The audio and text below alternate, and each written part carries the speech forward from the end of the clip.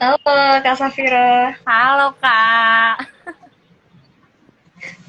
Oke, jadi karena Kak Safiranya udah datang, kita kayaknya langsung mulai aja kali ya. Ah, ya boleh. Oke, sebentar aku mau bikin komen buat dipin dulu.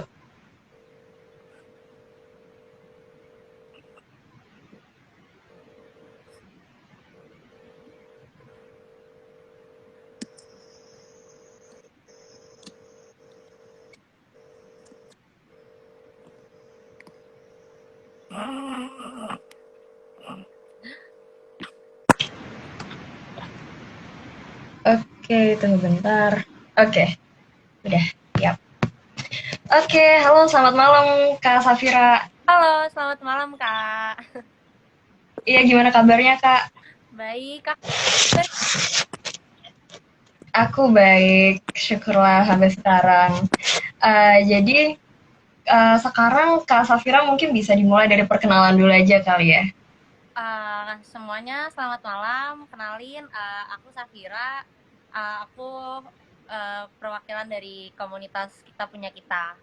Nah, komunitas Kita Punya Kita ini tuh komunitas yang bergerak di bidang kesehatan mental, dan tujuan kita ada ini tuh untuk creating safe space for everyone, yang semua orang tuh bisa mempunyai zona yang aman dan nyaman buat mereka gitu. Keren banget tuh Kak Safira. Oke, jadi halo semuanya, nama aku Dianita. Aku adalah volunteer dari Indonesian Stuttering Community. Dan Indonesian Stuttering Community ini adalah komunitas yang fokusnya yaitu bergerak di bidang stuttering atau gagap. Jadi kita sama juga dengan komunitas kita pengen bikin safe space buat semua teman-teman, khususnya teman-teman yang punya stuttering atau gagap. Dan sekarang kita mau ngobrolin soal gimana sih dampak ketidaktahuan masyarakat terhadap stuttering tuh. Dan kemudian kita juga bakal ngobrolin tentang gimana ketidaktahuan tersebut bisa berdampak ke kesehatan mental, terutama untuk teman-teman yang punya stuttering juga. Oke, jadi buat yang pertama, ini kita nyantai aja, kayak kita ngobrol-ngobrol aja santai gitu, nggak usah tegang-tegang. Oke, jadi yang pertama aku penasaran nih Kak. Jadi sebenarnya kesehatan mental tuh gimana sih dan kenapa sih kita penting gitu buat ngebahas kesehatan mental? Jadi kesehatan mental itu tuh sama aja kayak kesehatan. Cuma kalau kesehatan mental itu tuh cenderung tak kasat mata lah kasarnya. Jadi kan kalau kesehatan mental itu kalau misalnya nggak terjadi sesuatu hal itu tuh nggak kelihatan. Yang bisa ngerasain cuma diri kita doang kasarnya. Sedangkan kalau kesehatan fisik itu orang lain bisa melihat apakah kita baik-baik aja atau enggak. Nah, kesehatan mental ini sama pentingnya sama kayak kesehatan fisik, karena sebenarnya kesehatan mental ini tuh sama aja bisa berdampak juga ke kesehatan. Jadi kalau mental kita nggak baik, itu tuh bisa berdampak juga ke fisik kita yang nggak baik. Kak. Tapi serem banget ya Kak kalau misalnya kesehatan mental nggak baik itu ntar bisa berdampak ke kesehatan fisik. Itu contohnya gimana sih Kak? Jadi misalnya kalau kesehatan mental kita lagi buruk, misalnya kita lagi ngedown atau kita lagi sedih, sadar nggak sadar kesehatan fisik kita itu akan ikutan turun. Misalnya kita jadi nggak nafsu makan, kita jadi narik diri dari lingkungan kita. Nah, itu kan makanya bisa berdampak ke fisik juga, bisa berdampak juga ke sosial kita juga gitu Kak. Oke. Terus kalau menurut Kak Safira sendiri gimana sih persepsi masyarakat Indonesia atau kayak masyarakat sekitar kita aja terhadap kesehatan mental? Persepsi masyarakat ini tuh menurut aku masih kurang baik, karena mereka tuh masih nganggap untuk hal-hal mengenai kesehatan mental ini tuh masih dibercandain, masih dianggap kurang penting. Terus masih banyak orang yang kurang aware mengenai kesehatan mental itu sendiri. Jadi banyak yang ya udah gitu loh, kayak kalau orang nunjukin kayak tentang kesehatan mentalnya dia, atau berusaha aware tentang kesehatan mental, itu tuh malah dianggap sebagai orang yang caper. Jadi orang yang berusaha untuk aware pun, untuk nunjukin pun, jadi mereka malah banyak juga yang akhirnya narik diri mereka karena mereka seolah-olah kayak ditolak dari lingkungannya gitu. Bener banget sih. Aku setuju dengan pendapat Kak Safira tadi sih. Soalnya kayak kadang masyarakat tuh melihat kesehatan mental tuh sebagai kayak dicap sebagai orang gila misalnya, atau kayak orang stres, terus kurang ibadah atau kurang perhatian misalnya. Jadi kayak malah masyarakat tuh mencegah teman-teman yang punya misalnya kayak mental illness atau gangguan terhadap kesehatan mental mereka itu malah jadi enggan gitu buat mencari bantuan yang mereka butuhkan gitu ya Kak ya. Iya benar banget. Jadi banyak orang yang takut untuk ke psikolog atau ke psikiater padahal sebenarnya mereka itu butuh.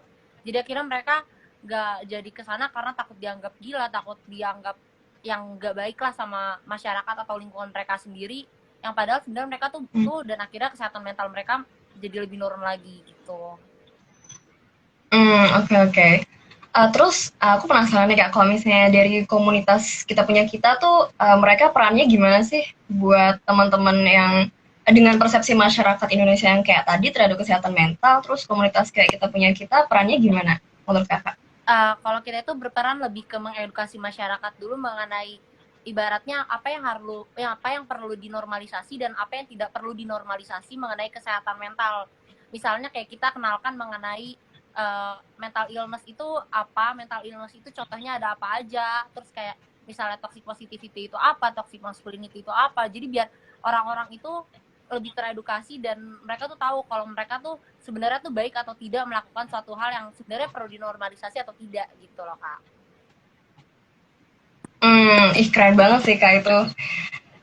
Jadi kalau misalnya komunitas-komunitas kayak kita punya kita ini kan ada beberapa ya kayak di Indonesia juga.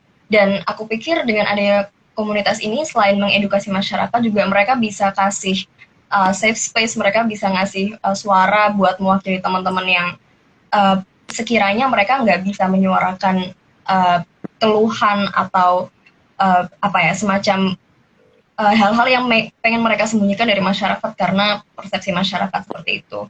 Dan satu hal menarik yang aku ambil tadi adalah edukasi masyarakat. Ini tujuan ini juga kita sebagai Indonesian Stuttering Community juga pengen capai ya. Jadi kita selain untuk mewakili teman-teman yang punya stuttering, kita juga pengen mengedukasi masyarakat tentang stuttering itu apa sih, kemudian gimana sih masyarakat harus memperlakukan teman-teman yang punya stutter ini.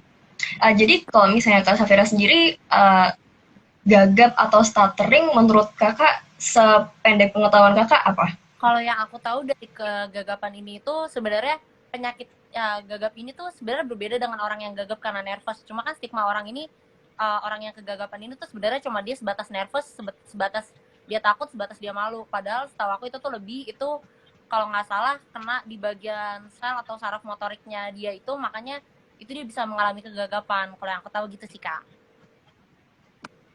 Iya, jadi itu ada benernya juga sih Kak.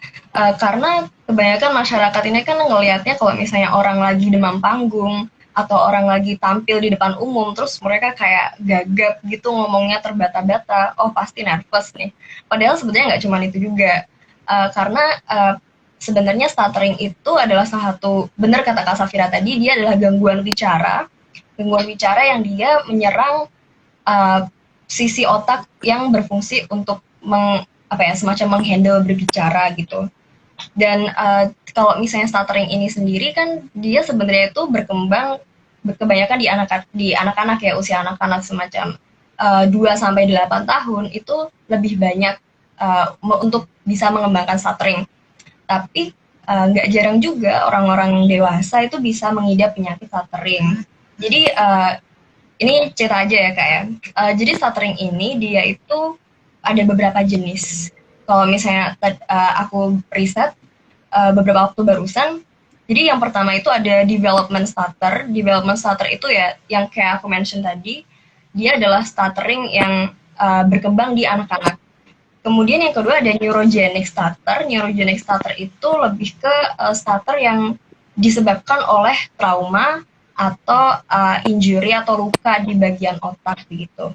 Kemudian yang lainnya seperti emotional trauma gitu juga bisa menyebabkan stuttering. Dan kalau misalnya Kak Safira sendiri pernah nggak sih atau punya nggak sih teman-teman yang mengidap stutter gitu? Kalau aku ada temen aku yang mengidap stutter, dan kalau yang dari dia alami itu tuh malah jadi bercandaan untuk orang-orang sekitarnya, karena dianggap kayak ih lucu nih orang gagap gitu, jadi sering digangguin, sering dibully.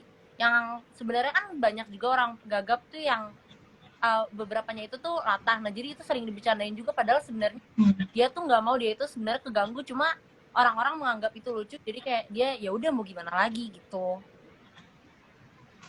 Iya sih Kak, kasihan juga sih soalnya bahkan potret potret media terhadap gagap aja tuh juga kayak semacam dibikin bercandaan kan Kak Safira familiar gak dengan artis-artis atau komedian-komedian yang mereka tuh punya apa namanya gagap atau dibikin-bikin gagapnya terus kayak diketawain orang-orang gitu. Iya, Nah, ya gitu. Jadi kan apa namanya kalau misalnya media nggak bikin itu pun teman-teman yang punya starter udah cukup apa ya apa bergulat dengan persepsi masyarakat yang nggak paham itu di kesehariannya ditambah potret media yang melestarikan bercandaan apa ya budaya bercandaan terhadap teman-teman yang punya starter itu. Terus biasanya aku pengen diceritain lagi nih Kak, biasanya gimana sih masyarakat uh, di sekitar Kak Safira aja yang ngelihat teman-teman yang punya starter ini? Terus kalau enggak, Kak Safira sendiri gimana sih menanggapi mereka? kalau dari sekitar aku sebenarnya lebih banyak orang yang nggak tahu mengenai kegagapan itu apa. Jadi kalau ditanya apa sih yang lo tahu tentang gagap, mereka nggak tahu, mereka nggak bisa jawab. Cuman yang kayak yang berhubungan dengan pelawak atau komedian terkait doang, atau enggak tentang gagap dalam artian gagap teknologi. Hanya itu yang mereka tahu. Dan kalau yang aku pandang tuh malah orang-orang dengan kegagapan ini tuh mereka tuh butuh diperhatiin kasarnya, karena kekurangan edukasi dari masyarakat ini sendiri jadi berdampak nggak baik juga untuk mental mereka, untuk kesehatan mereka sendiri gitu sih Kak. Iya benar-benar sih, aku setuju sih Kak. Terus kalau misalnya dari komunitas kita punya kita sendiri, pernah nggak sih di reach out sama teman-teman yang punya starter gitu? Pernah sih, pernah di reach out, terus kayak ada juga yang cerita kalau mereka tuh jadi korban bully segala macam sih. Nah, kalau yang harus aku tekankan di sini itu sebenarnya orang kan nganggap bully atau bercanda itu tuh ya udah bercanda gitu. Lo yang baper, lo yang nggak ngerti gitu. Sedangkan kita tuh nggak tahu apa yang mereka lalui, apa yang pernah mereka lakuin, terus sebenarnya perjuangan mereka itu seperti apa, di keluarga mereka itu seperti apa. Nah, sebenarnya dari bullying ini sendiri itu tuh berdampaknya tuh banyak banget. Nah, contohnya itu tuh ada namanya social comparison. Nah, social comparison ini ada dua macam. Yang pertama itu upward social comparison, dan yang kedua ini downward social comparison. Nah, apa sih itu? Nah, kalau upward social comparison ini kita yang memandang orang lain ini kayak lebih baik dari kita, di atas kita, ibaratnya kayak dia keren ya. Nah, itu tuh social comparison yang upward. Nah, kalau yang downward ini kita memandang diri kita itu di atas orang lain. Nah, cuman orang-orang cenderung akan melakukan upward social comparison dalam artian coba kalau gue nggak ini, coba kalau gue nggak itu, pasti gue gini gini gini gitu. Nah, itu tuh malah nggak baik. Terus selain itu juga ada namanya negativity bias. Nah, negativity bias ini kecenderungan kita memandang lebih cenderung pada dampak negatif daripada dampak positif. Nah, misalnya dalam satu hari, aku habis disurprisein nih, aku lagi ulang tahun, aku disurprisein, itu kan sebenarnya aku senang, terus tiba-tiba aku dicopet. Nah, itu jadi kayak nih hari tuh gue tuh bad day banget, hari gue jelek banget, gue bete banget sama hari ini. Nah, itu kecenderungan tentang hal-hal buruk itu, hal-hal negatif itu. Terus bisa juga berdampak pada traumatis. Nah, traumatis ini itu juga bisa malah lebih parah lagi, nanti berkembang jadi namanya PTSD, post traumatic. Nah, kalau itu tuh udah ibaratnya ada namanya anxiety disorder. Nah, si anxiety disorder ini tuh ibaratnya ibunya, nah dia punya anak itu namanya PTSD. Nah, kalau gak diobatin, nah kasarnya itu akan menyerang kapan aja. Ibaratnya kita yang lagi nggak ngapa-ngapain itu tuh bisa tiba-tiba teringat, bisa tiba-tiba down sendiri apa segala macam karena terkena si PTSD ini gitu Kak. Iya, keren banget sih Kak Vira. Tadi pengetahuannya kayak aku jadi makin pintar gitu ya dengerin Kak Vira. Iya, jadi aku setuju banget sih Kak dengan apa namanya kalau misalnya masyarakat nggak tahu itu mereka kayak lebih mudah gitu buat melontarkan apa kata-kata yang sekiranya menjatuhkan atau yang bikin sakit hati, tapi mereka nggak ngerasa begitu karena mereka ngerasa itu cuma bercandaan doang. Padahal teman-teman yang punya starter ini mereka juga berpotensi uh, apa ya mengalami nggak cuman sekedar sedih atau sekedar anxious aja, tapi bahkan mental illness yang tadi Kak Safira udah sebutkan gitu ya kayak oke. Okay. Jadi kalau misalnya menurut Kak Safira sendiri, gimana sih masyarakat harusnya memperlakukan teman-teman yang punya starter ini? Kalau menurut aku bukan hanya untuk starter aja, untuk banyak kasus ini ibaratnya kalau lo nggak tahu, kalau lo tidak cukup teredukasi untuk berkomentar, cukup keep it to yourself aja, nggak usah dilontarin ke orangnya. Misalnya ada orang yang mengalami starter kayak digagap lucu bercandanya gini, nah kayak gitu, itu tuh maksudnya nggak usah lo jelasin, ibaratnya dia pun tahu dia mengalami hal kayak gitu dan lo nggak tahu dia itu tuh sebenarnya misalnya dia udah ngelakuin talk terapi untuk diri dia atau dia ngelakuin apa, lo nggak tahu. Jadi ya udah keep it to yourself. Kalau emang lo ngerasa ada sesuatu hal yang kok kayaknya beda, kok kayaknya ada yang aneh, itu coba lo berusaha untuk mengedukasi diri lo sendiri kayak misalnya sebenarnya dia itu kenapa sih, misalnya dia itu tuh kok ngomongnya kayak gini, ini sebenarnya dia tuh karena nervous atau karena ada apa sih gitu sih. Kalau menurut aku tuh kayak gitu. Ah ya, oke bentar ya Kak Safira, motong sebentar. Buat teman-teman yang apa namanya sekiranya punya pertanyaan, nanti di akhir sesi kita bakal buka sesi Q&A. Jadi sabar dulu ya teman-teman. Nanti di akhir bisa dilontarkan pertanyaannya buat Kak Safira maupun buat aku. Oke, Kak Safira? Oh ya, sorry tadi soalnya buffer. Bisa dengar suara aku nggak? Udah. Ya bisa. Udah jelas kok. Oke, sip. Oke, jadi tadi kan Kak Safira menjelaskan soal gimana masyarakat itu harusnya keep it to themselves aja kalau misalnya mereka apa namanya nggak punya edukasi atau pengetahuan yang cukup soal stuttering atau soal kesehatan mental secara umum aja. Karena ucapan mereka tentunya punya potensi buat bikin sedih atau bikin sakit hati atau bikin down kita apa namanya teman-teman yang punya mental illness. Kemudian kalau bisa malah mereka mengedukasi diri sendiri mengenai ini kenapa sih kok teman-teman yang punya mental illness ini mengalami hal seperti ini, atau teman-teman yang punya stutter tuh kenapa sih mereka apa namanya punya stutter, apa sih yang mereka hadapi setiap harinya gitu ya Kak ya. Iya, oke. Jadi terus aku penasaran nih Kak, kira-kira kalau misalnya Kak Safira bisa berbicara dengan teman-teman yang punya mental illness atau menghadapi apa ya semacam penyakit seperti stutter atau mental illness di keseharian, kira-kira Kak Safira bakal bilang gimana? Kalau aku akan gimana ya, aku bakal bikin dia ngerasa nyaman sama aku, ngerasa dia aman. Maksudnya di dunia ini tuh ibaratnya dunia ini tuh kejam gitu loh, nggak semua orang peduli dengan kesehatan mental. Nah jadi aku ini akan lebih kayak ya udah, kalau lo ada apa, lo mau cerita apapun itu lo bisa ngomong ke gue. Kalau lo mau ngomong hal yang nggak penting sedikit pun itu juga nggak apa-apa, lo bisa ngomong itu ke gue. Terus juga kalau emang menurut aku atau menurut dia cukup butuh untuk ke psikolog atau ke psikiater, kalau lo mau gue temenin juga oke, akan gue temenin. Kalau misalnya dia takut atau apa, aku akan nyaranin kayak misalnya ke psikolog online, dari misalnya psikolog online yang gratis. Terus kalau misalnya dia pengen yang berbayar, aku arahin juga, kayak aku kasih rekomendasi juga untuk psikolog dan psikiater, aku tahu juga kalau aku gitu. Oke. Terus kalau misalnya Kak Safira sendiri, apa pernah nggak sih punya pengalaman pribadi dengan teman-teman yang punya mental illness gitu? Aku sejujurnya aku punya beberapa teman aku yang mengalami mental illness yang ibaratnya harus mengkonsumsi obat-obatan juga karena mental illness mereka sendiri, dan mereka tuh harus ngelakuinnya itu tuh diam-diam karena ibaratnya lingkungan mereka pun nggak nolak lingkungan mereka itu tuh nolak mereka, nggak mau nerima mereka gitu tentang kalau mereka ke psikolog atau ke psikiater. Kayak kalau mereka mau ke psikiater tuh udah dipandangnya tuh kayak ih lo gila nih pasti. Terus kalau minum obat apaan sih, lebay banget, caper segala macam.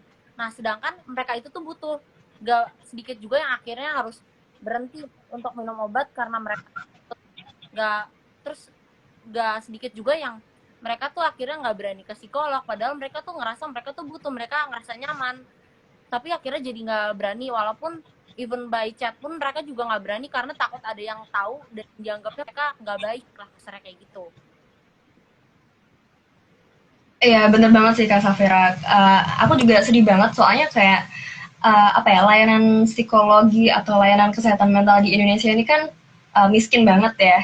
Jadi kalau misalnya kayak psikolog klinis yang di puskesmas atau yang di rumah sakit aja, mereka itu jumlahnya sedikit dan um, mereka itu ini kadang nggak terjangkau sama teman-teman yang misalnya kayak teman-teman mahasiswa atau teman-teman yang masih remaja gitu kan.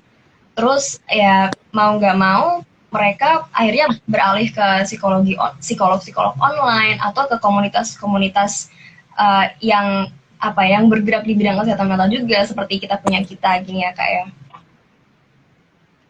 Iya jadi terus aku mau balik lagi nih ke stuttering. Jadi kalau misalnya aku bisa cerita sih buat masyarakat atau buat teman-teman non stutter yang mereka itu punya teman stutter atau ketemu orang yang punya gagap itu kayak aku yakin mungkin pertama kali kita bakal ngerasa bingung ya kalau misalnya kita nggak tahu ini kenapa sih ini lucu banget orang ngomongnya nggak jelas ngomongnya terbata-bata. Aku setuju dengan poin Kak Safira tadi tentang keep it to yourself first karena kayak kita nggak tahu kan mereka sedang menghadapi gimana. Terus kalau misalnya aku bisa bilang sih kita jadi pendengar yang baik aja sih kak. Gak cuma buat teman-teman starter ya, tapi juga buat teman-teman yang um, menghadapi masalah atau punya mental illness gitu. Jadi kita jadi pendengar yang baik, kita nggak motong. Karena kadang kalau misalnya buat teman-teman yang starter pun orang-orang tuh kayak otomatis misalnya bilang pelan-pelan atau napas dulu, tarik napas dulu pelan-pelan gitu. Karena apa ya remarks atau pernyataan-pernyataan kayak gitu tuh malah bikin self conscious kan berarti tadi dia dengar aku stutter gitu jadi malah bikin kita apa ya semacam mengkritisi diri sendiri gitu kalau misalnya kita punya stutter gitu kan jadi jadi pendengar yang baik itu menurutku salah satu poin yang paling penting sih. Terus kita juga semacam memberi mereka kesempatan buat berbicara, memberi mereka waktu buat berbicara meskipun mereka kayak take a while buat berbicara atau menyampaikan apa yang mereka pikirkan gitu dan agak sedikit lebih lama dari orang-orang biasanya, dari kita-kita biasanya. Tapi dengan memberi mereka kesempatan dan memberi mereka waktu yang mereka butuhkan buat berbicara tuh itu aku yakin bakal jadi ini sih bakal mereka apresiasi banget apalagi buat teman-teman yang punya starter maupun teman-teman yang punya mental illness gitu. Terus Kak Safira ada ini nggak ada kayak semacam tips-tips gitu nggak buat teman-teman yang punya mental illness atau kayak yang menghadapi masalah dengan fisik maupun mentalnya buat sehari-hari gitu Kak? Kalau buat aku sendiri saran yang bisa aku sebenarnya lebih ke it's okay not to be okay, it's okay to feel things deeply. Kayak kita tuh sering ngerasa kayak gue tuh kayaknya baperan deh, yang akhirnya tuh sebenarnya kita tuh numpuk masalah kita yang suatu ketika tuh itu masalah tuh bisa numpuk yang suatu ketika habis numpuk meledak gitu loh. Dan kita tuh kadang meledaknya itu tuh di saat-saat yang kita nggak sadar kalau kita tuh udah mikirin itu sama kayak gitu. Nah terus kalau emang kita tuh kita emang butuh harus dari juga kayak mengenai diri kita sebenarnya kita itu tuh butuh psikolog, butuh psikiater apa enggak, karena banyak orang yang denial juga tersebut. Maksud aku kalau emang kamu butuh mengenai psikolog atau psikiater, kamu bisa dan kamu takut entah takut ketahuan orang, takut ketemu psikolog, takut ketemu psikiater, itu tuh kamu sebenarnya bisa lewat psikolog online juga. Kalau emang dibilangnya nggak punya uang, bisa kok ke psikolog online yang gratis juga ada. Kalau misalnya pengen yang offline juga di beberapa kota, contohnya di Jakarta ada puskesmas atau rumah sakit yang bisa pakai BPJS, terus bisa harganya murah untuk psikiaternya. Karena kalau untuk rumah sakit swasta itu cenderung obat-obatannya mahal. Obat-obatannya setahu aku itu bisa 300-an ke atas. Sedangkan kalau di rumah sakit emang bisa buat BPJS yang bisa udah ada penanganan dari pemerintah juga, itu tuh bisa di cuma 100-200, itu tuh udah all in semua. Kalau menurut aku tuh kayak gitu. Dan kalau emang kalian masih ngerasa takut juga, paling enggak setting boundaries buat diri kalian sendiri. Batasin, kayak misalnya batas-batas orang lain yang toksik, yang gak baik buat kalian itu tuh sampai sejauh apa. Jangan semua hal itu tuh ditolerir ke kalian. Terus jangan lupa istirahat juga, karena sebenarnya kita tuh ngerasa sebenarnya gue tuh nggak butuh istirahat. Sebenarnya gue udah cukup terlalu banyak istirahat, tapi istirahat yang kita butuhkan itu tuh bukan cuma istirahat fisik, mental kita pun butuh istirahat. Kayak kalau misalnya kita tuh udah terlalu banyak menerima cerita orang, kasarnya tuh kalau kita diibaratin, kita tuh misalnya tempat sampah, orang tuh udah kebanyakan nyampah nih ke kita, dan kita tuh nyimpen semuanya, sampah dari kita, sampah punya orang lain. Nah, lama-kelamaan ya kita akan kebauan sendiri.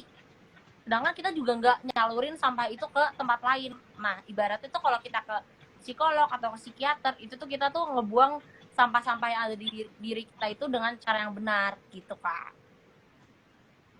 Keren banget sih Kak Safira. Jadi aku setuju sama semua poin Kak Safira tadi ya. Kalau misalnya dari aku sendiri nih, kalau buat teman-teman khususnya teman-teman starter, kayak aku ngasih tips yang kayak umum-umum aja, tapi sebenarnya meskipun kecil, cuman it can make us better, kayak improve every day aja sih. Jadi yang pertama kalau misalnya buat berbicara gitu, relax aja, pelan-pelan aja, karena kadang tuh pikiran kita berpikirnya lebih cepat daripada apa yang bisa kita lontarkan gitu. Jadi dengan berbicara dengan pelan-pelan dan perlahan dan hati-hati, kita itu juga at the same time mengatur atau mengorganisir pikiran kita yang pengen kita sampaikan gitu. Dan terus yang kedua yaitu penting banget buat selalu latihan setiap hari, karena latihan itu nggak cuman bikin kita lebih mahir atau lebih luas buat berbicara, tapi juga melatih mental kita, melatih kepercayaan diri kita ketika kita sedang berbicara dengan orang lain. Terus kalau misalnya buat teman-teman yang sedang menghadapi kesehatan mental yang lagi down gitu, aku setuju sih dengan poin Kak Safira tentang take your time, tentang apa namanya, mengerti diri kita sendiri, mengerti batasan-batasan kita sendiri, karena bahkan kadang kita pun nggak ngerti kalau misalnya kita udah capek, atau kalau misalnya kita udah punya sampah-sampah psikologis yang butuh dikeluarkan ini. Jadi kalau misalnya lagi drain, lagi emosi, lagi capek secara emosional, it's really okay buat reach out, buat curhat, buat cerita ke teman-teman yang dipercaya, ke keluarga, atau ke psikolog ya. Dan aku pun aware kalau misalnya kita semua nggak dalam lingkungan yang kondusif, seperti nggak bisa curhat dengan sembarang orang dan sebagainya. Dan aku yakin komunitas-komunitas kayak kita punya kita dan juga seperti ISC ini, kita open banget buat teman-teman yang sekiranya pengen menceritakan masalah yang sedang mereka hadapi, yang terkait dengan stuttering maupun terkait dengan mental illness. Terus kalau misalnya dari kita punya kita sendiri, ada kayak forum gitu nggak sih Kak, yang isinya teman-teman bisa kayak semacam apa ya, semacam bercerita tentang kehidupan mereka gitu misalnya. Kalau di kita punya kita sendiri itu sebenarnya kita tuh ada bagian yang ibaratnya bisa curhat bareng nih, kayak lewat DM gitu, itu tuh bisa. Nah, nantinya kita juga mau bikin support group yang akan dirilis dalam waktu dekat ini. Nah, jadi dari support group itu contohnya kayak bisa di Instagram atau lewat Line atau Telegram, yang bisa di situ tuh intinya orang-orang yang bisa berbagi keluh kesah mereka, yang bisa saling support satu sama lain, itu Kak. Nah itu tadi yang aku bilang apa namanya Kak Safira tentang gimana komunitas-komunitas ini tuh mereka sebenarnya punya peran yang besar buat teman-teman dengan mental illness atau yang nggak usah mental illness deh, yang nggak terdiagnosis tapi mereka nggak bisa curhat dengan sembarang orang gitu ya. Mereka bisa percaya ke komunitas-komunitas seperti kita punya kita ini. Dan juga dari Indonesian Stuttering Community sendiri kita juga punya semacam forum di WhatsApp group dan juga bisa secara DM pribadi ke Instagramnya Indonesian Stuttering Community di mana kita tuh bisa sharing-sharing tentang teman-teman terus itu kan partisipannya kebanyakan dari teman-teman starter nih. Jadi teman-teman starter itu ntar bisa sharing gimana mereka uh, apa ya menjalani kehidupan sehari-hari mereka dengan starter. Kemudian misalnya mereka sedang menghadapi kesehatan mental yang buruk karena mungkin persepsi masyarakat tentang starter yang gak jelas lah, yang mereka menghadapi bullying lah, itu mereka bisa terus sharing-sharing di situ. Terus ini kayak last but not least aja nih Kak, kalau dari Kak Safira sendiri pengen ada kayak semacam penutup atau kata-kata yang pengen disampaikan nggak ke teman-teman di luar sana yang lagi nonton juga? Sebenarnya jangan paksain diri kalian sendiri, kayak misalnya apa yang terjadi dengan kalian itu, jadi ada saatnya kalian tuh oke, kalian orangnya penutup, tapi ada saatnya kalian tuh butuh harus menyalurkan apa yang kalian rasain itu ke orang lain. Jangan ditumpuk semuanya sendirian, jangan semua beban itu tuh ditumpuk sendirian. Aku tahu semua orang itu kuat, kalian emang selalu kuat, cuman ada saatnya kalian tuh harus berusaha untuk ngeringanin beban diri kalian sendiri, untuk berbagilah sama orang lain biar kalian juga ngerasa semuanya tuh sendirian juga gitu. Kalau emang kalian butuh untuk psikolog atau psikiater juga, sebelumnya misalnya coba kalian cari-cari tahu dulu, misalnya ke komunitas yang emang di bidang kesehatan mental, atau ke teman kalian yang sekiranya tidak akan judgmental mengenai apa yang kalian rasain. Dan it's okay not to be okay banget, jangan paksain diri kalian harus sesuai sama orang lain juga. Dan berdamai dengan diri sendiri itu penting. Untuk self love itu susah, jadi paling enggak perlahan-lahan berusaha untuk berdamai sama diri sendiri, berdamai sama masa lalu, berdamai sama semua hal apapun itu yang udah terjadi di diri kalian. Oke, aduh keren banget ya tadi kata-kata dari Kak Safira.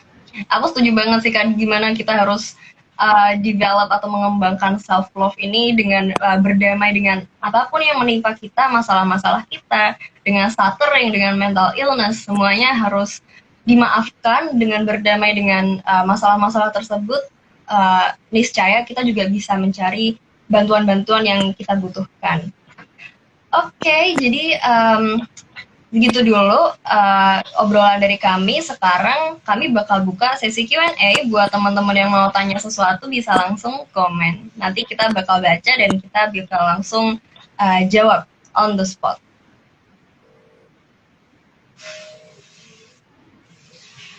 Oke, ini kayaknya ada pertanyaan dari Nabila WK underscore 25. Ini Nabila tanya, kalau bukan termasuk teman starter tapi memiliki kesulitan berbicara di depan umum, bagaimana Kak? Nih kalau Kak Safira sendiri ada pendapat nggak? Boleh tolong diulang nggak? Tadi sempat rada buffering. Oh ya boleh. Jadi Nabila ini tanya, kalau bukan termasuk teman starter tapi memiliki kesulitan berbicara di depan umum, gimana Kak? Kak Safira ada pendapat nggak? Kalau dari kita punya kita sendiri itu, kita welcome banget mengenai apapun itu yang terjadi sama kalian. Maksudnya kalian itu orang yang ada masalah A sampai Z pun kita akan welcome banget. Dan aku yakin Indonesian Stuttering Community itu juga kayak gitu. Bahkan kalau bisa ke Indonesian Stuttering Community ini, malah kalian bisa ketemu sama teman-teman yang emang bener-bener stutter gitu, dan kalian bisa tahu lebih dalam mengenai apa yang terjadi dengan mereka gitu.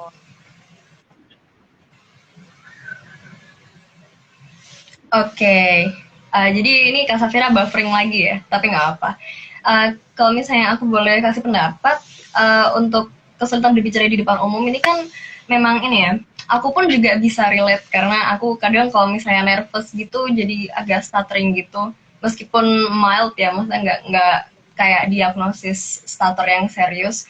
Cuman aku yakin kalau misalnya public speaking itu bisa dilatih. Jadi public speaking itu sebenarnya bisa karena biasa dan nggak apa-apa kok kalau misalnya lagi nervous gitu terus akhirnya jadi stutter di depan umum gitu. Cuman yang paling penting adalah satu, kita jangan ngejudge diri kita berlebihan kayak, ih kamu tadi kenapa sih kok gagap gitu di depan orang banyak. Jangan gitu, maksudnya kita tetap memberikan encourage terhadap diri sendiri, memberikan semangat, nggak apa-apa, tadi udah bagus, next time ditingkatkan lagi ya. Dan self compassion atau bentuk self love itu juga bentuk bagaimana kamu berdamai dengan masalah-masalah kamu, termasuk gimana berdamai dengan fakta bahwa kamu gugup di depan umum dan terus kamu jadi gagap gitu misalnya. Terus yang kedua yang aku udah mention juga, practice. Jadi kayak latihan terus, latihan berbicara di depan cermin misalnya, atau latihan berbicara di depan teman-teman yang mereka bisa dengerin kamu speech, kalau misalnya ada semacam speech atau pendapat yang dipersiapkan untuk dilontarkan di depan umum. Jadi semangat terus. Itu buat pertanyaannya Nabila. Terus yang kedua dari Pontianak Berbagi Informasi _PBI, apakah starter ini bisa dijalankan? Oke, jadi aku izin jawab dulu ya Kak Safira. Jadi starter ini sebenarnya bisa diminimalisir. Jadi mungkin nggak bisa dihilangkan secara total, kayak misalnya kita flu terus kita sembuh dari flu. Gitu mungkin enggak. Karena sebenarnya starter ini kan juga bentuk dari gangguan otak ya, gangguan wicara gitu. Seperti mental illness lainnya yang juga berupa gangguan otak, jadi stuttering ini lebih bisa diminimalisir, tapi mungkin nggak yang kayak tadi aku bilang, nggak sembuh secara total, kayak berobat beberapa kali terus sembuh gitu, nggak. Cuma dengan meminimalisir stutter itu, tentunya bakal meningkatkan kualitas hidup, terutama buat teman-teman yang punya stutter ini. Gimana sih cara meminimalisirnya? Yang pertama, latihan terus setiap hari, dan dengan latihan itu kita bisa membangun fluency, jadi lebih luas ngomongnya dan juga membangun kepercayaan diri. Kemudian untuk starter sendiri ini sebenarnya bisa ada terapi wicaranya, terapi wicara yang dilaksanakan oleh patologis atau ahli-ahli wicara, yang mereka tuh bisa menolong kita buat atau menolong teman-teman yang punya starter buat menghadapi starter mereka setiap hari gitu. Kalau dari Kak Safira ada ini nggak, ada pendapat nggak? Kalau tahu aku juga sama kayak yang tadi kakak udah sebutin. Kalau untuk dihilangin total, tahu aku nggak bisa karena ini kena ke sel sarafnya juga. Tapi untuk bukannya dipudarkan, kayak lebih diminimalisir itu bisa, salah satunya kayak dengan adanya talk terapi, kalau yang aku tahu gitu sih. Oke, jadi itu buat pertanyaan dari Pontianak Berbagi Informasi _PBI. Terus yang ketiga ada pertanyaan dari Irfan Rizky Maulana 21. Pertanyaannya, cara mengatasi rasa gugup berlebihan versi kalian gimana sih? Soalnya aku sulit mengatasi pikiran negative thinking ya, dan alhasil jadi stutter. Kalau dari Kak Safira gimana? Kalau aku biasanya sebelum aku ngomong mengenai suatu hal, aku akan ngaca dulu, entah lewat di Instagram, di kameranya, atau ke kaca beneran. Aku bakal berusaha ngelontarin apa hal yang pengen aku sampaikan. Kalau misalnya kayak mau ngomong di depan umum yang banyakan itu kayak di Zoom atau di Google Meet, aku biasanya cenderung ngepin diri aku sendiri gitu. Jadi yang aku lihat ya, aku cuma ngeliat diri aku sendiri, aku nggak ngeliat orang lain lagi gitu. Jadi seakan-akan emang di situ tuh cuma ada aku dan dosen aku sendiri itu juga. Kalau aku caranya kayak gitu sih Kak. Dan sekalian atur napas juga. Kalau dari Kakak gimana? Aku setuju banget sih. Jadi untuk mengatasi perasaan gugup ini kan emang ini ya, perasaan gugup ini kan dirasakan semua orang. Dan kita harus sadar akan itu. Jadi nggak cuma kita yang ngerasa gugup, orang-orang juga ngerasa gugup. Cuman kita nggak ngelihat mereka aja. Jadi untuk perasaan gugup ini dia juga ini sih bisa karena biasa sih. Jadi makin banyak jam terbang kita berbicara di depan umum misalnya, kita juga bakal semakin terlatih buat menghadapi perasaan gugup itu. Jadi kalau misalnya perasaan gugup tadi, kalau dari aku sendiri, aku juga melatih apa yang bakal aku omongin, misalnya kayak di depan kamera yang belum nyala atau di depan cermin misalnya. Dan juga aku biasanya menulis, ya, aku menulis apa-apa yang bakal aku bicarakan. Jadi kalau misalnya aku hilang arah gitu di tengah-tengah pembicaraan, aku bisa langsung merujuk ke apa yang aku tulis. Dan catatan ini nggak harus kayak rinci banget nulis semuanya satu halaman gitu, nggak usah. Jadi kayak poin-poin aja yang pengen kita omongin apa. Jadi seandainya kita gugup, kita bisa langsung merujuk ke catatan itu. Catatan itu tuh sebagai apa ya? Sebagai bentuk bahwa kita masih punya kendali akan diri kita sendiri, akan apa ya, semacam mungkin speech atau kata-kata apa yang bakal kita omongin ke depan orang banyak. Oke gitu, mungkin kita buka satu pertanyaan lagi terakhir dari Rotek Reviews. Latihannya kayak gimana? Ini mungkin merujuk ke latihan ini ya, stuttering tadi ya. Jadi kalau misalnya dari aku sendiri boleh berpendapat, latihannya tuh bisa yang pertama berlatih di depan cermin atau berlatih dengan direkam. Jadi tujuannya apa sih berlatih di depan cermin atau berlatih dengan direkam itu? Tujuannya adalah bahwa satu, kita melatih kepercayaan kita sendiri. Soalnya kayak dengan kan kita kan kalau misalnya di depan cermin atau kita direkam terus kita melihat video rekamannya, kita tuh melihat diri kita sendiri. Oh, aku kelihatannya kayak gitu loh kalau lagi bicara di depan umum. Dan selagi kita melihat itu, kita juga bisa melihat kekurangan apa ketika kita berbicara yang bisa diperbaiki pada saat itu juga. Oh, aku kurangnya di sini nih. Oh, aku kalau ngomong cepat sedikit bakal gagap nih. Oh, aku kalau misalnya di poin ini aku nggak tahu nih kalau misalnya nggak pakai catatan.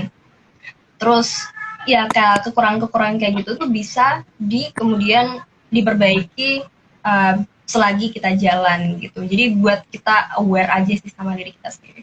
Kalau misalnya dari Kak Safira, sebenarnya punya mental illness ini bisa dilatih nggak sih buat dihilangkan gitu misalnya, atau diminimalisir?